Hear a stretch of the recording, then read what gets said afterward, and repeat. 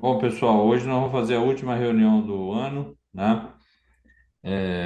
Hoje quem vai moderar aqui é a minha parceira Lídia, parceira dos casos de abdômen difícil, Uhum. né, Lídia? É. É, é, então, hoje nós vamos apresentar dois casinhos. Hoje é uma reunião mais rápida. E antes de eu apresentar os casos, eu queria mostrar um outro caso que eu falei na aula passada, que por acaso pintou um caso essa semana, dessa patologia. Na semana passada, nós falamos de uma patologia interessante, que é a síndrome LPAC, né, que é a síndrome da coliolitise associada à baixa de fosfolipídio. E essa semana apareceu uma paciente lá, feminina, 40 anos, magra, tinha retirado a vesícula aos 15 anos de idade, é até colega da gente, é médica, tem sintomas biliares persistentes, tá? E os sintomas dela são biliares mesmo. Ela já teve até um episódio de pancreatite aguda. Aí ela apareceu lá para fazer o exame de ultrassom e eis que eu vi foi aqueles focos ecogênicos, ó, um monte de foquinho ecogênico, próximo à tríade portal, né? Passando aqui, ó, do lobo direito, lá era o lobo esquerdo, aqui é o lobo direito, ó, cheio de foquinho hiperecogênico. Aqui, ó, tem outro. Aqui, ó, tem outro foquinho aqui, ó, cheio de foquinho hiperecogênico, né?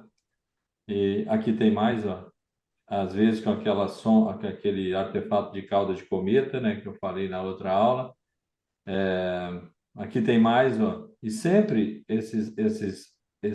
essas imagens apareciam próximo a ramo portal, né? E aí ela foi fazer o exame, a indicação clínica era hemangioma hepático, sintomas biliares persistentes pós-colecistectomia. Eu botei isso aqui para valorizar, porque na verdade ela tinha sintomas mesmo, né, biliares. Ela, como profissional da área, ela sabia identificar bem os sintomas. Aí o laudo que eu dei foi esse aqui, ó, apresentando múltiplos diminutos pontos hiperecogênicos com reverberação sonora posterior dispersos no parênquima e próximos a ramos portais intrahepáticos compatíveis com microcálculos biliares. E na conclusão, eu coloquei, ó, colestectomizada aos 15 anos de idade, múltiplos focos ecogênicos intrahepáticos que correspondem a microcálculos biliares. Além disso, ela tinha outras coisinhas aqui. Na nota eu coloquei, ó, associação de microcálculos intrahepáticos e recorrência de sintomas biliares pós-colestectomia aos 15 anos, preenchem critérios para a síndrome LPAC. Então, ela vai começar agora o tratamento, que é com o ácido urso desoxiricólico, né? E a gente vai acompanhar esse caso bem de pertinho para ver se ela vai melhorar dos sintomas, tá? E novidades eu trago aqui. Só lembrando, ó, que o diagnóstico ele tinha três critérios, ó. Idade inferior, quer dizer, tem dois dos três critérios para você fazer o diagnóstico. Idade inferior a 40 anos do início dos sintomas, ela tinha, né? Recorrência dos sintomas biliares após colestectomia. Essa paciente, inclusive, ela tem sintomas incapacitantes, tá? Quando eu falei com ela que eu achava que era isso, ela ficou toda feliz que ela vai resolver o problema dela. E o último, ó, focos hiperecogênicos intrahepáticos, por vezes com artefato em causa de cometa, foi o que eu vi no ultrassom. Então, ela tinha os três critérios, preenchia os três critérios para diagnóstico da síndrome LPAC, né? Então, agora nós vamos começar os nossos casos mesmo. Só quis mostrar esse caso aí, que às vezes, ó, quando a gente não conhece a doença, a gente não faz diagnóstico, né? Essa mesma paciente fez comigo um ultrassom no final do ano passado, e início desse ano, se eu não me engano, eu não conhecia essa síndrome e não fiz o diagnóstico. E agora a gente conseguiu, né? Então, quanto mais a gente estuda, mais a gente aprende, né? Quanto mais a gente vive, mais a gente aprende, né? Então, o primeiro caso nosso de hoje é uma causa incomum de diarreia. Esse caso foi o seguinte: essa paciente chegou para mim para fazer o exame com essa requisição aí. Era uma senhorita de fulano de tal, de 57 anos, alteração do trânsito intestinal, e a alteração do trânsito intestinal a qual o médico se referia era uma diarreia aquosa, com colonoscopia normal, sem biopsiar o ilho distal. Ultrassom não identificou vesícula em duas oportunidades. As bioquímicas apenas TGO e TGP elevadas, 61 e 79 respectivamente, e emagrecimento de 10 quilogramas recentemente. Aí o médico aqui, que é o nosso querido amigo aí, o João Henrique Espinosa de Alegre, esse paciente era dele, né? E ele solicitou então uma enterorressonância magnética, porque ele estava pensando numa possibilidade de uma patologia de Delgado, né? Por causa da diarreia dela, que havia começado, né? Eu queria aqui parabenizar, né, e mostrar para os residentes e os estudantes de medicina que eventualmente estejam na sala, a importância de se preencher um pedido de exame com dados clínicos adequados. Olha que capricho que o João tem em as prescrições dele, os exames dele, vem direitinho. Então, você vai ver que, por exemplo, assim, ó, esse dadozinho aqui, ó, o ultrassom não identificou vesícula em 2 oportunidades. Às vezes, poderia nem ter botado isso, né? Mas ele colocou e ajudou muito a gente no diagnóstico, como vocês vão ver no decorrer do caso aí. Então, meus parabéns aí, o João, por esse capricho de fazer as requisições do jeito que nós, radiologistas, gostamos. Então, vamos lá. Aí o João solicitou uma enterorressonância magnética. Só um pouquinho, antes da gente mostrar essa entero, eu vou pegar esses dados clínicos do João e vou acrescentar algumas coisinhas aí. Ó. E se eu acrescentasse os seguintes dados nesse pedido de exame? Ó, a mesma coisa que ele tinha botado lá, 57 anos, feminino, alteração do trânsito intestinal, diarreia aquosa, colonoscopia normal sem biopsiar o ilho distal, ultrassonografia não identificou a vesícula biliar em 2 oportunidades, mas com sinais de pneumobilia. Então, tudo que é vermelho aqui eu acrescentei.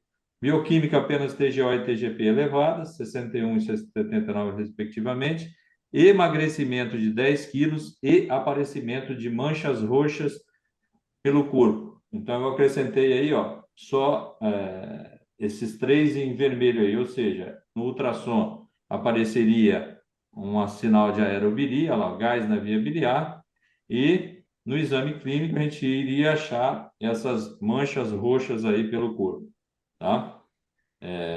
Por que eu estou falando isso? Porque quando você associa diarreia aquosa, pneumobilia e manchas roxas pelo corpo, isso é patognomônico dessa alteração que nós vamos demonstrar aqui para vocês, tá? Então, vocês veem aí que dados clínicos é super importante para a gente ir atrás do que procurar, né? Então, o João lá, eu falei para vocês, ele solicitou uma enterorressonância, né? Então, o que que é a enterorressonância? Rapidamente. É uma enterografia por ressonância magnética, também chamada de entero-RM. É um exame que estuda o intestino delgado, o propósito dela é de estudar o intestino delgado, servindo para diagnosticar condições diversas que possam afetar esses órgãos, né? Ou seja, o intestino delgado, como, por exemplo, a doença de Crohn. Então, a doença de Crohn é a principal indicação da enterorressonância. Mas o nosso paciente ele tinha um quadro diarreico que o João queria investigar o intestino delgado dele. Não sei se vocês perceberam ali, ele colocou que a colonoscopia da paciente era normal, em 2 situações, se eu não me engano, 2 colonoscopias normais. Então, ele resolveu investigar o intestino delgado. E como que a gente faz esse exame? A gente dá um meio de contraste oral neutro, que é um Movilax, tá? Então, a gente pede o paciente para tomar o Movilax antes do exame. O que que acontece? Esse Movilax, ele distende as alças intestinais delgadas, ele retém o líquido na luz da alça, né? Distende um pouquinho a alça e a gente consegue estudar muito bem a parede da alça após a administração desse Movilax. Após a administração dessas medicações, é possível analisar a parede do intestino e detectar áreas de inflamação ou de estenose, além de avaliar a presença de fístula, abscesso e outras alterações que podem estar relacionadas. Então, a enterorressonância, e tem a enterotomografia também, que é feita da mesma forma, com o mesmo contraste, a gente pode lançar a mão dos 2 métodos de diagnóstico. E o João solicitou, então, uma enterorressonância, tá? Então, ali, ó, a enterorressonância, eu botei aqueles dados clínicos que ele botou lá no pedido de exame, E aqui botei como que a gente faz. Ó. Após a administração contraste por via oral, solução diluída de polietileno glicol, que é o Movinglax, né? E aqui foi a enterorressonância que a gente fez. Eu vou disparar aqui o filmezinho. Peraí.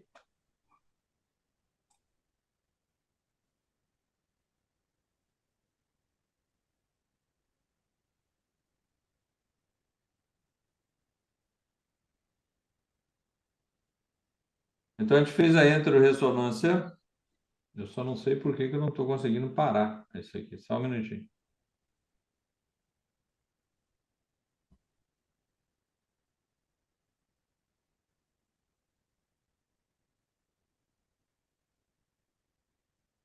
Infelizmente, eu não estou conseguindo parar o filme aqui. Eu não sei o que aconteceu. Eu estava conseguindo até agora há pouco.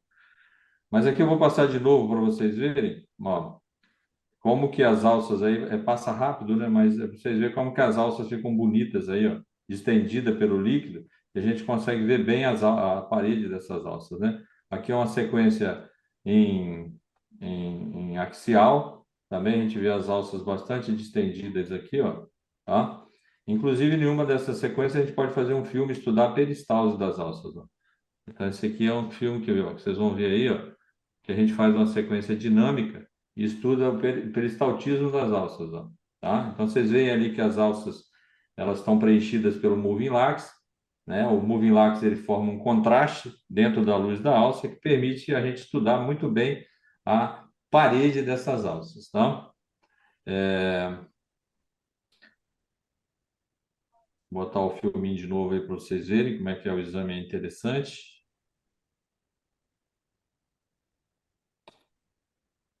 Ó, peraí.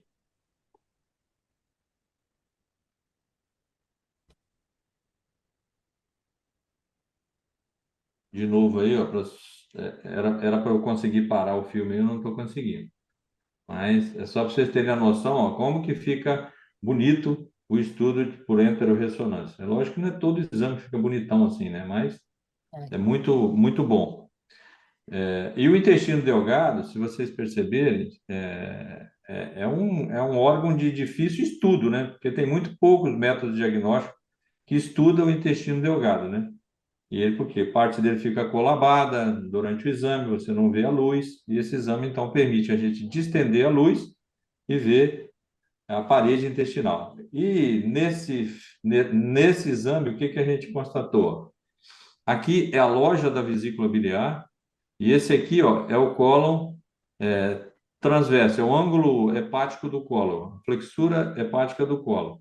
Aqui você vê então ó, o transverso, ó, aqui, ó, e aqui a loja da vesícula biliar. Então a gente viu nesse exame o que que aconteceu aqui, que existia uma fístula entre a vesícula biliar e o intestino grosso, né? Então aí o laudo que foi dado lá foi o seguinte, ó, presença de fístula entre o fundo da vesícula biliar e o segmento proximal do colo transverso, né?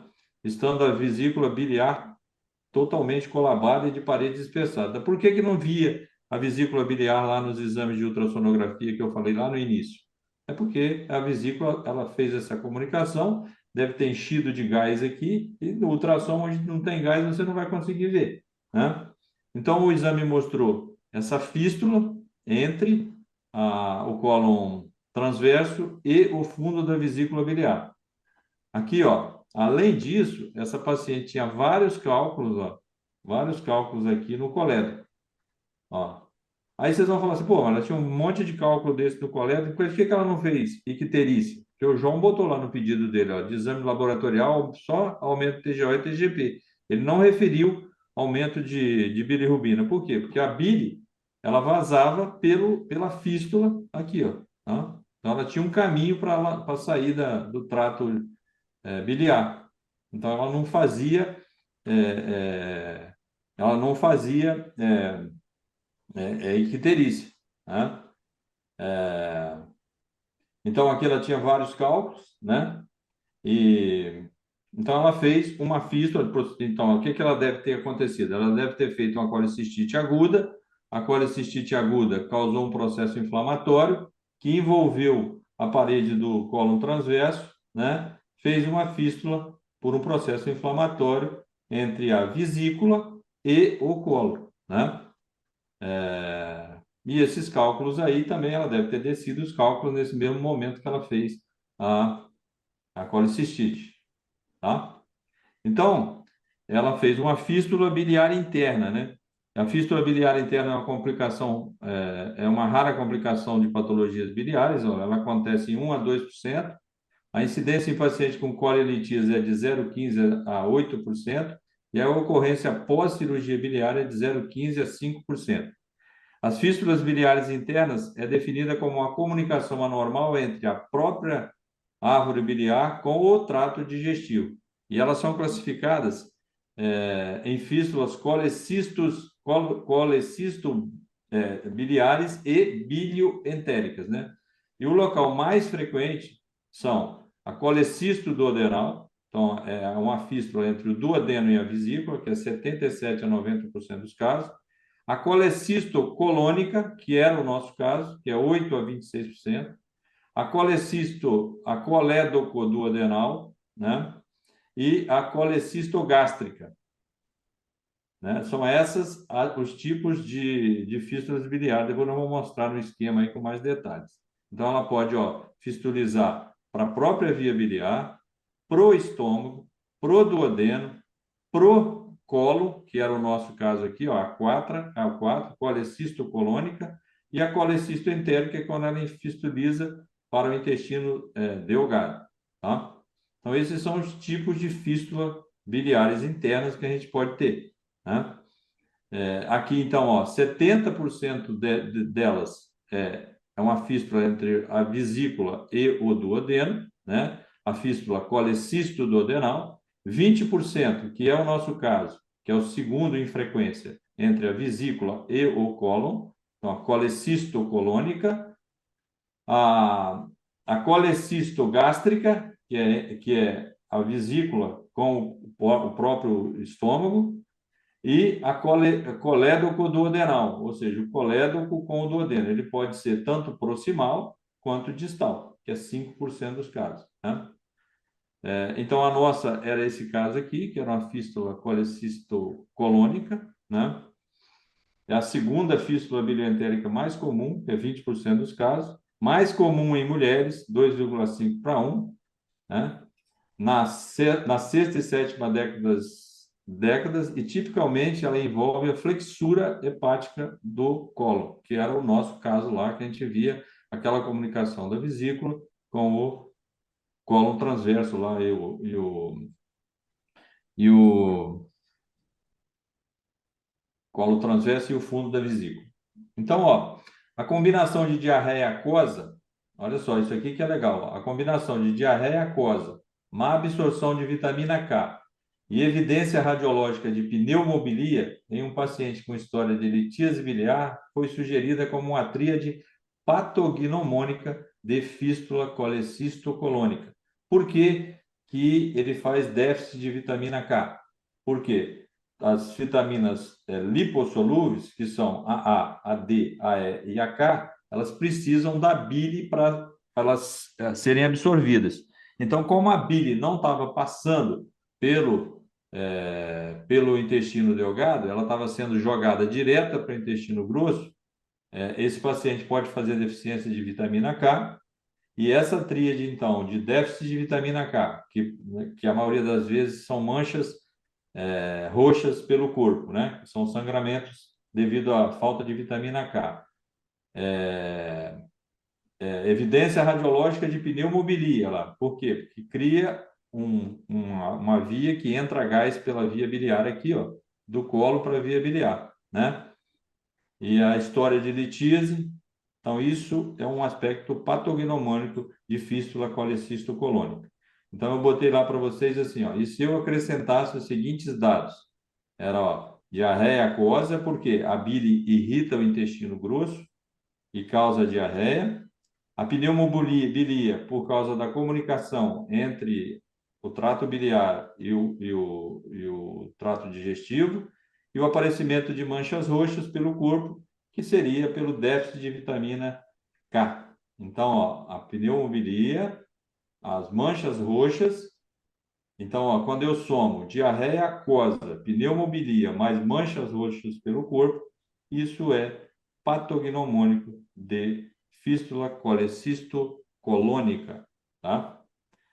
Então, vamos fazer um breve resumo aqui das fístulas biliares. Isso aqui é uma fístula entre a vesícula e o duodeno. Então, uma fístula colecisto-duodenal. O que que acontece? O cálculo, então, cai no duodeno, né? Caminha pelo intestino grosso todo, chega lá na válvula ileocecal, ele impacta, né? Então, o que que a gente vê? A gente vê nesses pacientes a famosa tríade de Higler, que é o quê? A presença de gás na via biliar, ó, aqui tem gás na via biliar, por quê? Porque o gás está passando aqui, ó, está passando aqui e ganhando a via biliar, né? Vindo do intestino e ganhando a via biliar. Então, a gente vê gás na via biliar, né? Que corresponde à fístula. A gente vê obstrução intestinal, ó, as alças todas distendidas e um cálculo ectópico aqui, ó, causando a obstrução. Então, a tríade de Higler, ela é composta por pneumobilia, obstrução intestinal e cálculo ectópico, né? A gente pode fazer esse diagnóstico, inclusive, no raio-x, né? O paciente chega lá para a gente, ó, distendido, né? Vomitando, com quadro de distensão abdominal. A gente vê, então, ó, primeiro, ó, a pneumobilia, aqui, ó, gás na via biliar. A gente vê as alças de intestino delgado distendida, né? Os empilhamentos em moedas aqui, ó, típico da distensão do intestino delgado, e um cálculo ectópico. Então, esses três componentes aqui formam a tríade de Higler, que é patognomônica do ilho biliar, né? Então, nesses casos, o cálculo não foi a comunicação não foi com o colo igual ao nosso, foi com o duodeno, tá? Não confundir tríade de Higler com sinal de Higler, tá? Estou falando isso porque tem estudante aí na sala. O sinal de Higler é o seguinte, ó. Aqui nós temos uma alça, né? Geralmente ela está distendida, né? Uma alça de Delgado. O que que acontece? Quando você tem gás só dentro da alça, você mal vê a parede fica um pouquinho borrada. Agora, se eu colocar um pneumoperitônio aí, ó, vamos lá, vou botar um pneumoperitônio ali, aí eu botei gás lá dentro do peritônio. Então, você tem gás dentro e gás fora da alça, no peritônio. Aí você consegue ver muito bem a parede da alça, ó. Então, esse sinal de quando a gente vê e visualiza muito bem a parede da alça, chama sinal de Higler, e não tem nada a ver com a tríade de Higler. Então, ó, voltando aqui, ó, isso aqui é um normal. Se o paciente tem um pneumoperitônio, eu vou jogar gás no peritônio, olha como a parede da alça vai ficar mais evidente. Então, esse é o sinal de Higler, que é sinal de pneumoperitônio. Aqui a gente vê, então, a alça distendida, olha como é que você vê bem a parede da alça. Num paciente sem pneumoperitônio, a gente não consegue ver a parede da alça. Então, o sinal de Higler é a visualização da parede intestinal pela presença de gás na cavidade peritoneal, que é o pneumoperitônio, e no interior da alça, do lúmen da alça, tá? E geralmente essa alça está dilatada, né? Então, é esse o que eu queria chamar a atenção. Outra coisa, esse cálculo, ó, ele pode criar uma fístula entre a vesícula e o duodeno, mas esse cálculo pode parar no duodeno e obstruir daqui para cima, ó, ao líquido retido aqui no estômago. Quando isso acontece, que esse cálculo ele para no duodeno, pode ser na primeira, na segunda e terceira porção do duodeno, quando esse cálculo impacta aqui e causa obstrução intestinal, isso chama síndrome de Bovéry, já não é mais ilho biliar, né? Então, se o cálculo impactar no duodeno, qualquer nível do duodeno, né, criar a fístula e impactar no duodeno, como nesse caso aqui, ó, um cálculo impactado no duodeno, causando distensão gástrica e fístula biliar aqui, ó, isso é chamado de síndrome de Bovéry, certo? E aí é um artigo que a gente trouxe aí para vocês, ó, mostrando justamente o recado da aula. Fístula colecisto-colônica, uma causa incomum de diarreia, né? Então, o que motivou a paciente a fazer o exame foi a diarreia dela. E agora eu queria que se o João tivesse aí, ele falar um pouquinho do caso, se ele puder, né? Que eu acho que ele está numa formatura. E aí, João, dá para você falar aí o que que foi feito com essa paciente? A paciente foi para Vitória, né? Operou. Conseguindo me ouvir? Vamos, todo mundo. Veja bem, eu estou com mais dados aqui, que no começo do quadro aí a gente discutiu, antes de eu pedir a ressonância, com a ressonância, a gente discutiu esse quadro, que era um quadro fora do normal, e da nossa rotina, aliás. Essa paciente, ela procurou o serviço de urgência 2 vezes, com dor em barra no andar superior do abdômen, lá foi tratado com analgésico, pediram ultrassom sem preparo e, de fato, não conseguiu visualizar a vesícula. E chamava atenção que depois a dor passou e só ficou a diarreia, né? Hora normal, hora diarreia. E ela me procurou por causa da diarreia. Esse caso a gente apresentou na Jornada do Galvão, lá no Rio de Janeiro, Jornada da Santa Casa do Rio de Janeiro. E o que eu acrescentaria aí do quadro da fístula para o colo, que seria em número, né, 20% dos totais das fístulas, que já é uma raridade, né, de 0,8% a 2%, para o colo transverso ou para o sigmoide, mas causando também obstrução. E a diarreia, dentro desses 20%, é uma causa mais rara ainda. Então, a paciente foi para o Hospital das Clínicas, eu consegui lá, e o professor Gustavo a operou, liberou o colo preparado, é claro, rafia do colo, e como tinha também, você descreveu no laudo que mandou para mim, uma dilatação do colédoco, 1,5 ou 1,7, se não me lembro aqui de cabeça. Então, Aí ele tinha optou por cálculo fazer também dentro. isso, ele optou por fazer a colicistectomia e também uma derivação com alta isolada do colédoco, né? Uma Y de Roux. E a paciente está muito bem, ela só se queixou que voltou a engordar, ela tinha perdido 10 quilos. Está muito bem. É isso aí. Obrigado, João. Alguém quer fazer um comentário aí? Lídia, quer fazer algum comentário? Esse caso agora, nós vamos para o segundo aí. Não, acho que não.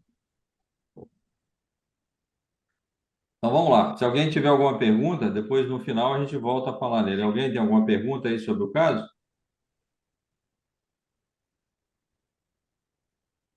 Então vamos lá para o nosso segundo. Tem uma O pergunta. nosso último caso, que é o caso 18, é uma causa incomum de abscesso hepático, E pode tá? Então, hein? perguntar aí se a enter-UTC também seria bem indicada, o João. Seria. Eu acho que ela mostraria da mesma forma a enter-UTC, tá? Eu acho que iria mostrar também, tá? Só que a gente vê mais detalhezinho ali da fístula, né, na ressonância. Mas com certeza a gente iria ver. Mas olha só, olha a importância da gente procurar o que o médico, a informação que o médico nos passa. Por exemplo, pô, eu falei assim, por que não acharam essa vesícula no ultrassom, né? E lógico que a gente vai lá em cima da vesícula, e lógico que a hora que bate o olho você já vê a fístula.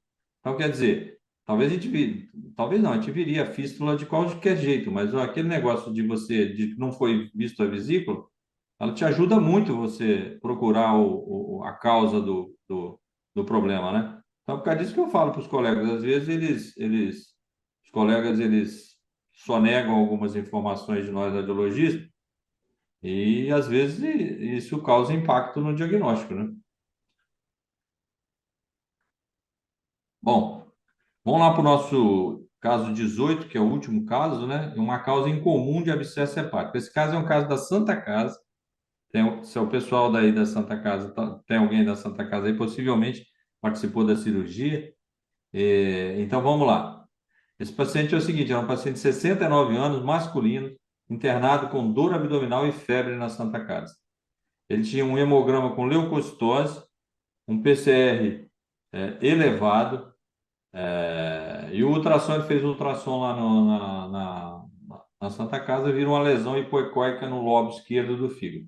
Isso motivou, então, a fazer uma tomografia dele, né? Aí a tomografia, nós vamos mostrar agora, mostrou o seguinte, os achados, ó. Se vocês observarem aqui, ó, no lobo esquerdo do fígado, ó, ele tem algumas coleções aqui, ó. Ó, depois eu vou voltar. É porque aqui eu esperava que eu ia, fosse, todos os testes que eu fiz, eu conseguia parar o vídeo aqui, só que aqui que eu não estou conseguindo. Vamos lá de novo, ó. Se vocês observarem, lá tem uma coleção aqui, ó. E no meio dessa coleção, ó, tem um negocinho branco aqui, ó. Depois vocês acompanhem de novo, que eu vou voltar. Ó,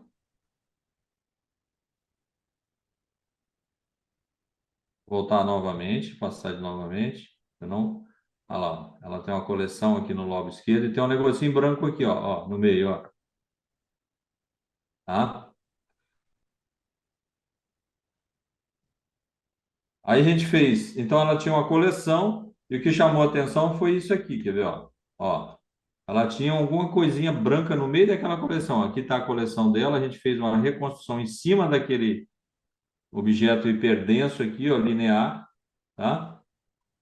E a gente falou, ó, bicho, falou com o pessoal da cirurgia. Bom, ele tinha febre, leucocitose, então essas coleções aqui representavam um abscesso e tinha alguma coisa dentro do abscesso, né? Repare aqui, ó, a íntima relação do estômago com o lobo esquerdo do fígado. Então, esse paciente ele foi operado, tá? E o que que encontraram lá, ó? Lá eles encontraram, ele era um abscesso hepático devido à perfuração do estômago causado pela injeção de corpo estranho.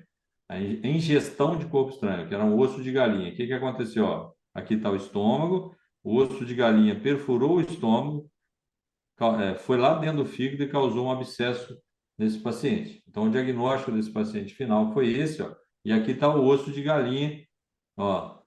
O osso, o pedacinho daquilo que a gente via na tomografia, ó, era um osso de galinha. Não foi feita a endoscopia, mas se a gente fosse fazer endoscopia, talvez o buraquinho da entrada desse, ou seja, da saída do corpo estranho para ir para o fígado, a gente não encontraria. Talvez encontraria só uma cicatriz da mucosa gástrica aqui. Então, o pessoal não identificou assim com tanta clareza onde havia tido a perfuração, mas o diagnóstico foi de um abscesso hepático determinado por uma perfuração do estômago com penetração de corpo estranho no fígado, tá? E possivelmente o osso da galinha, que tem vários ossos, os vários ossos da galinha aqui, ó, possivelmente esse osso aqui era esse aqui, tá? Aí depois foram conversar com o paciente realmente relatou que tinha comido um frango, né, uns tempo atrás, ele nem lembrava mais, isso é comum, né, acontecer, o paciente nem lembrar, tá? Então, possivelmente era esse ossinho aqui, né, que é aquele ossinho da asa lá da galinha, tá? Então, ó, só falando um pouquinho de corpo estranho ingerido, ó, cerca de 80 a 90% dos corpos estranhos ingeridos passam pelo intestino sem serem descobertos dentro de uma semana, tá? Quando os sintomas surgem, eles geralmente são secundários à obstrução intestinal. É mais comum que seja a obstrução intestinal do que abscesso. A perfuração gastrointestinal foi relatada em menos de 1% dos pacientes e as áreas mais comumente afetadas são estômago, duodeno, região iliocecal e reto sigmoide, tá? Então, essas são as áreas de maior incidência de perfuração. O desenvolvimento de abscesso hepático por penetração induzida por corpo estranho é ainda mais raro. Então, aqui é um caso raro, né? Que a gente apresentou. Os locais mais comuns de perfuração do intestino são o estômago e o duodeno, que podem ser causados por corpos estranhos pontiagudos, como ossos de peixe, ossos de galinha, agulhas ou palitos de dente, né? Que muita gente fica com palito na boca e às vezes engole, né? É difícil estabelecer, isso aqui é importante, o senhor lá do nosso caso não sabia, né? Também ó, é difícil estabelecer o tempo até o início do sintoma, pois os pacientes raramente se lembram do episódio de ingestão e o corpo estranho em migração pode permanecer silencioso até a formação do abscesso. Então ele falou, comi um frango, mas era semanas antes disso aí, né, que ele tinha acontecido, tá? E ele nem lembrava. Isso é comum de acontecer, né? E aqui, ó, um artigo da literatura portuguesa, ó, de um abscesso hepático induzido por corpo estranho. Um relato de caso, né? Ó, e esse caso dele aqui, ó, igual, muito parecido com o nosso, um abscesso do lobo esquerdo do fígado, tinha um gás aqui, ó. Aqui é uma ressonância, um pouco depois da tomografia, e a endoscopia mostrou aquilo que eu falei para vocês, uma área já cicatrizada da mucosa. E quando eles operaram esse paciente, o que eles acharam foi esse ossinho aqui, ó. tá? E era um osso de galinha também. O nosso era esse aqui, né? Então, um pouquinho diferente, mas era uma mesma situação. Então, ó, o que a gente tem que levar para casa desse caso é que o diagnóstico de abscesso hepático causado por perfuração do trato gastrointestinal por corpo estranho é difícil devido a uma variedade de sintomas inespecíficos e porque os pacientes muitas vezes desconhecem a ingestão, né? Apesar de sua raridade, devemos considerar corpo estranho no diagnóstico diferencial, tá? Então, um casinho rápido, só para mostrar para vocês e ver um monte de casos que a gente tem, né? Caso interessante. No nosso caso, foi até mais interessante do que o português aqui, ó, que eles não conseguiram ver o corpo estranho no abscesso. Nós não, no nosso caso aqui, ó, a gente conseguiu mostrar na tomografia o corpo estranho, que era o osso de galinha, dentro do abscesso aqui. Tá? Deixa eu olhar para fora. Alguém quer comentar alguma coisa aí? Alguém participou dessa cirurgia? Tem algum cirurgião aí da Santa Casa que tenha participado dessa cirurgia? Então, o Gerliano, acho que ele disponibilizou aí as fotos da cirurgia no link pelo site, pelo chat. Ah, legal. Eu não... É porque eu estou dando aula aqui e não estou acompanhando o É, chat. foi ele, foi ele. Ah, legal. Obrigado aí, Geliano. Você quer comentar alguma coisa, Geliano? Opa, e aí, boa noite, tudo bem? Beleza? Bom que você Beleza, está aí, ué. tô aqui acompanhando. Eu tô. Eu que operei esse paciente aí, acho que foi em 2019, Isso, 2020, 2019. e a gente acabou discutindo esse caso de última hora na sua aula lá na Santa Casa. E aí, a Exatamente. partir dela, era um paciente do Gastão, estava internado, tomando antibiótico. Aí, a partir desse caso que ele levou lá, a gente estava junto, reunido ali com a galera da cirurgia, e aí optamos por operar. E aí, operamos ele por vídeo. E tem as fotos aí no Instagram, quem tiver interesse em olhar, tem os vídeos direitinho aí, o osso saindo do lobo esquerdo. E o paciente ficou ótimo, ficou tudo bem. Mas o estômago mesmo não tinha lesão nenhuma, já estava totalmente cicatrizado. Ele abriu o estômago, perfurou o fígado, o estômago cicatrizou e o abscesso hepático se formou. Foi um caso muito interessante. A gente publicou ele no Congresso Brasileiro de Cirurgia Geral. Ah, É só isso mesmo legal. para contar aí. Obrigado aí que você contribuiu. Valeu! Abraço. Bom, gente, então é isso. Olha só fazer um score final aqui das nossas sessões. Nós fizemos 10 sessões, né? Foram 10 sessões, foram 18 casos que a gente mostrou, todo caso legal. A gente tem muito caso bacana, se a gente quiser coletar casos, né? Depende um pouco da gente, né? E olha só, essas preparações me deu um pouquinho de trabalho, ó. Foram 525 slides que eu tive que fazer desses 18 casos nessas 10 sessões. Foi muito gratificante fazer essas sessões. Eu mais aprendi do que ensinei, tá? E é isso. Tomara que ano que vem a gente tenha fôlego para conseguir. E volto a dizer aí, se tiver algum radiologista na sala além da Lídia, que a sessão, quanto mais radiologista participar, melhor, né? Aí dá uma folguinha para mim também, tá? A gente vai pensar se a gente vai conseguir, vai continuar ano que vem com essas sessões. A gente está Vai fazendo uma sim, Vamos. avaliação aí com os casos vai clínicos. sim, a gente não deixa eu terminar. Naturalmente vamos. Uhum. Então é Ô, isso. ô Nicole, Tá? deixa eu dar um adendo, é o Barata, tudo bem? A sua voz é inconfundível, Barato. Ah, deixa eu dar um adendo aí desse corpo estranho, que tem um local que também a gente acha corpo estranho à beça, que é justamente o abscesso anal. Tem muitos dele que a gente, quando vai drenar o abscesso, você acha um pedaço de osso, um pedaço de palito, igual você falou. E outro lugar que encrava muito corpo estranho é o próprio ânus. A pessoa está evacuando, quando ele está evacuando, ele sente uma dor lacinante, que ele não consegue ficar sentado, ele contrai o ânus, ele sente dor. Esse cara chega no hospital quase de quatro. Quando aí você vai ver, você toca, tem um corpo estranho ali. Tá? E abscesso e fístula, eu já operei fístula anal, o Gediel já operou fístula anal, que a gente encontrou a causa da fístula como um corpo estranho já há anos ali. Legal, Barato. Obrigado aí Ô, gente, aí, ó. Isso aí é um coisa que eu achei no Instagram, um radiologista aí, ó. O tamanho da porção é uma pessoa incrível, né? Ó, trabalho duro 120%, paixão 100%, determinação 100%, orgulho 300%, respeito 160%, cafeína 200% e mais importante, arrependimento zero. E aí nós estamos levantando a nossa bandeira aí, ó, porque a nossa especialidade era uma especialidade meio que renegada, né? E a gente está conseguindo botar ela lá no topo. Beleza? E em época de Natal, eu trouxe alguns slidezinhos aqui do Papai Noel, fazendo uma charge com o Papai Noel aí, ó. Tá? O Papai Noel foi lá fazer um exame de ressonância magnética, que aquele barrigão dele ele ficou agarrado, né? No tubo de ressonância. Aí o técnico lá está perguntando a ele lá, você está realmente agarrado. O que você faz quando isso acontece numa chaminé? Mesma coisa da ressonância. E outra aí é o Papai Noel que visitou o seu urologista. Aí o urologista botou ele na posição e falou lá para ele, ó, então, lembre-se que você nunca me deu um pônei quando criança.